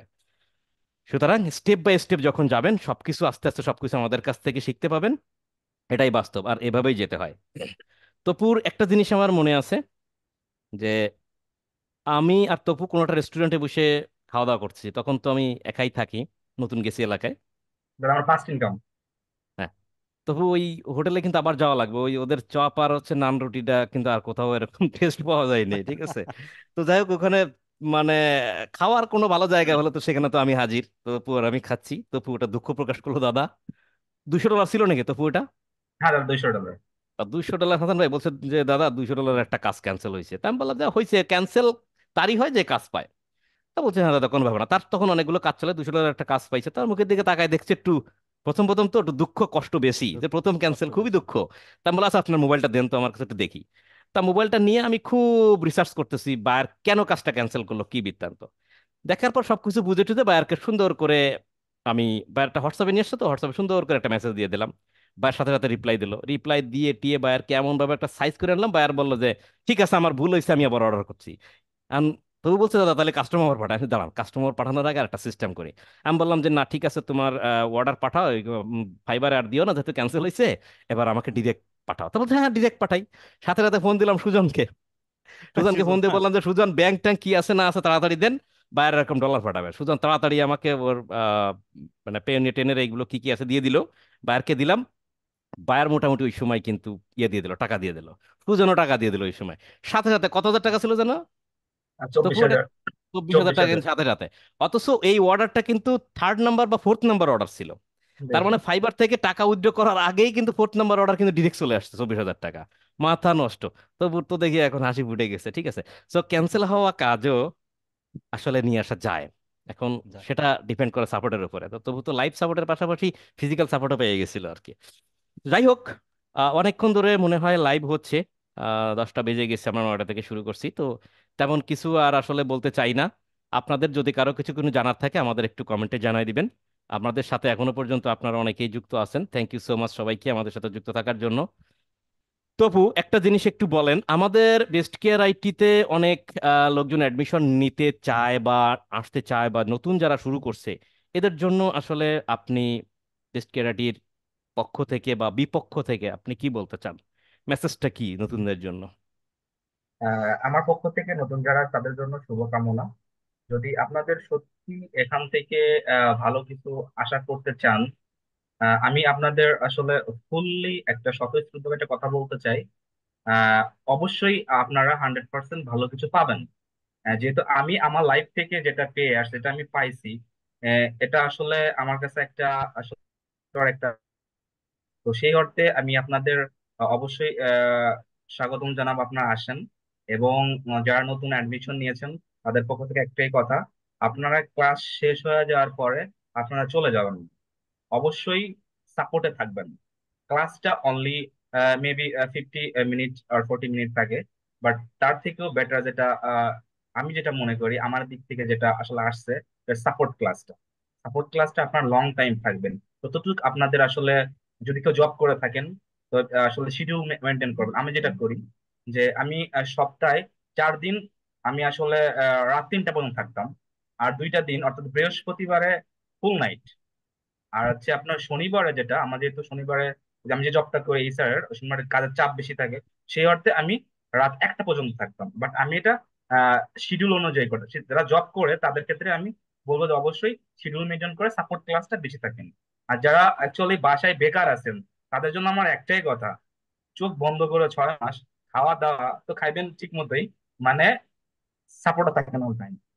যদি আপনাকে মনে করেন আপনি যদি আমাকে এসএমএস করেন যে ভাই আমার এটা দরকার, আমাকে একবার না, যে আমি টেক্সট করে যদি না করি আমাকে বারবার করেন, প্রয়োজনে আপনি 100 বার টেক্সট করেন, আমি বিরক্ত হব না। বাট আপনাকে করতে হবে। আপনাকে একবার এসএমএস করলেন, বাসান ভাইকে একবার করলেন, দাদাকে করলেন, তারপর আপনারা আসলে দাদা এসএমএস করতেছেন আমি আর আসলে ফিডব্যাক দিব না, এই ভুল করেন না। আমি যেটা করছি, হাসান ভাই আমার এসএমএস সিন করে নাই, করছে, রিপ্লাই করে নাই, তাতে সমস্যা নেই, আমি বারবার দিয়ে গেছি, হয়তো বসে ব্যস্ত, কিন্তু সে আমার ফিডব্যাক 2 দিন পরে হলেও দিছে। তো এটা আমার জন্য টার্নিং পয়েন্ট। দাদাকেও এরকম আমি বারবার করে এসএমএস করছি। বাট আপনারা হতাশ হবেন না, অবশ্যই ট্রাই করতে থাকবেন। আর আমার যেটা মেন যেটা কথা সেটা হচ্ছে আপনারা বেশি করে সাপোর্ট ক্লাস, যদি আপনারা সত্যি সাকসেস হতে চান। Thank you so much Tapu, খুব গুরুত্বপূর্ণ কথা বলার জন্য। কারণ এটাই বাস্তব বিষয়, কারণ অনেকেই তো মেসেজ করে। তো দেখা যাচ্ছে আপনার এসএমএসটা, আমি সবসময় বলি যে নিচে পড়ে গেছে হয়তো বা, আপনার এসএমএস এর অ্যান্সার না পেলে আবার দিবেন, আবার দিবেন। ইম্পর্টেন্ট কোনো কিছু হলে দিতেই থাকবেন ভাই, কথা হচ্ছে এই। হ্যাঁ, আর কিছুই না। কারণ নিচে পড়ে গেলে সেটা পড়েই যায়। আর আমাদের তো কারো না কারো মিটিং এ থাকতে হয়। যখন যার মিটিং এ থাকে তখন তার পুরো কনসেন্ট্রেশনটা তার কাছে থাকে। আর আমরা যখন কোনো ব্যক্তির, কোনো স্টুডেন্টের মিটিং করি, তো তখন মনে করি আসলে যে ওটা আমার, ওটা আমার মিটিং, তার থেকে বেশি গুরুত্বপূর্ণ মনে করি। এটা বিলিভ করবেন তারা যাদেরকে যাদেরকে আমি মিটিং করে দিছি। কিভাবে বার পটাইতে হয় আমি ভালো করে দেখাই দিছি, বায়ারকে কি বলতে হয়, কোনভাবে বলতে হয়, খুব এমন একটা ফ্রেন্ডশিপ তৈরি করতে হয়, মিটিং করে তাদেরকে দেখায় যে, অর্থাৎ আমার সাথে যারা মিটিং এ যুক্ত হয়েছেন বা যাদের মিটিং আমি করে দিয়েছি একমাত্র তারাই ভালো বুঝতে পারবেন যে মিটিং গুলো কতটা অথেন্টিক, বা আমি কি পরের কাজ সেটা মনে করে মিটিং করি নাকি নিজের কাজ মনে করে মিটিং করি, সেটা তারা ভালো করেই বুঝতে পারবেন। যাই হোক, আমরা আর কথা বাড়াচ্ছি না, আমরা চাচ্ছি এরকম আরো অনেকেরই সফলতার গল্প নিয়ে আমরা আস্তে আস্তে হাজির হব। আমরা কোনো এক সময় এগুলো বেশি করতাম যে প্রথম কাজ পাইলে তার অনুভূতিটা আসলে শোনার জন্য আমরা আসলে তাকে নিয়ে ভিডিও তৈরি করতাম, কারণ প্রথম কাজের একটা অনুভূতিটাই আলাদা, একদম আলাদা। কারণ এটা আমি ফিল করি আমার নিজের জায়গা থেকে। এই জন্য এটা করার চেষ্টা করতাম। দেখি, আমরা চেষ্টা করতেছি আস্তে আস্তে এগুলো আপনাদের সামনে তুলে ধরার জন্য। তাতে করে কি হবে, অন্তত এই মোটিভেশন গুলো আপনার লাইফে অনেকটা রিচার্জের কাজ করবে। আপনাকে একবার যদি রিসার্চ করে আপনার হয়তো ভ্যালিডিটি টাইম একটু বেড়ে যাবে, আর ভ্যালিডিটি টাইম বেড়ে গেলেই আপনি কিন্তু তার ভিতরে সাকসেস হয়ে চলে আসবেন। তো হাসান ভাই, আপনি আর কিছু বলতে চাচ্ছেন কিনা? উম, আমি নতুনদের উদ্দেশ্যে বলতে চাচ্ছি যারা এখনো শুরু করি নাই, তাদের উদ্দেশ্যে বলবো আপনারা আসেন। বেস্ট কেয়ার আইটি হচ্ছে কি, মূলত সামান্য নামে একটা অ্যাডমিশন ফি নেওয়া হয়। বেস্ট কেয়ার আইটির উদ্দেশ্য হচ্ছে সবাইকে, ফ্রিল্যান্সিংটা সবার মধ্যে মাঝে কি সবাই দেওয়া, বা যে গরিব অবস্থায় আছে, সব, অনেকে আছে যে দিনে তার নিজের ফ্যামিলি চালাতে পারে না, বা চালাইও এই ফ্রিল্যান্সিং এ একটা অ্যাডমিশন নিতে পারবে না, তাদের ক্ষেত্রেও এখানে আহ, এটা সামান্য একটা আমাদের সর্বনিম্ন মানে একটা নামে একটা অ্যাডমিশন ফি নেওয়া হয়। তারাও করতে পারবে, এবং মিডিয়াম যারা আছে তারাও করতে পারবে, হাই যারা আছে তারাও করতে পারবে। অর্থাৎ বেস্ট ক্যারাইটির উদ্দেশ্য হচ্ছে যেন সবাই যেন শিখতে পারে, বেকারত্বটা দূর দূর হোক বেকারত্ব যেন বাংলাদেশে। দূর করতে পারে, এবং আমরা যেন দেশের রেমিডিয়েন্সে জন্য ভূমিকা রাখতে পারি। এজন্য বেস্ট কেয়ার আইটি সর্বনিম্ন অ্যাডমিশন ফিতে অ্যাডমিশন করাই থাকে।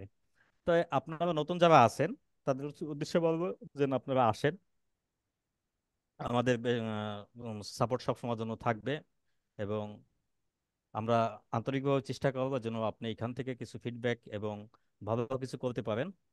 এবং সেই সেভাবেই বেস্ট কেয়ার আইটি এগিয়ে যাচ্ছে, এবং সবাইকে আমন্ত্রণ জানালাম যেন আপনারা আসেন এবং দেখেন, এবং এখান থেকে শুরু করেন আপনার ফ্রিল্যান্সিং লাইফটা। রাইট। ধন্যবাদ। থ্যাংক ইউ সো মাচ তপুর কাছে। শাওন মজুমদার একটা প্রশ্ন করছে যে, তপু দাদার কাছে প্রশ্ন, ছোটবেলায় প্রথম কি হওয়ার ইচ্ছা ছিল আপনার? জব এবং ফ্রিল্যান্সিং এর বাইরে অন্য কোনো প্ল্যান আছে কিনা ফিউচারে?